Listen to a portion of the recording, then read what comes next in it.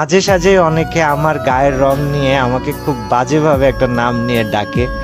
তাদেরকে জাস্ট একটা কথাই বলবো যে তোমাদের এখনো বয়স হয়নি, তোমরা এখনো বুঝতে শিখো নাই, তো এর জন্য মনে করো মানুষের গায়ের রং নিয়ে মানুষকে ছোট করে কথা বললে অনেক কিছু হওয়া যায়।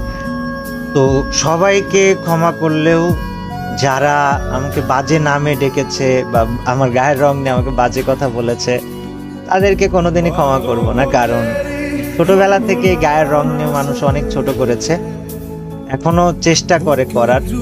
তবে আমি তোমাদেরকে ক্ষমা করব না যারা গায়ের রং নিয়ে বাজে নামে ডাকো, আসলেও ক্ষমা করব না।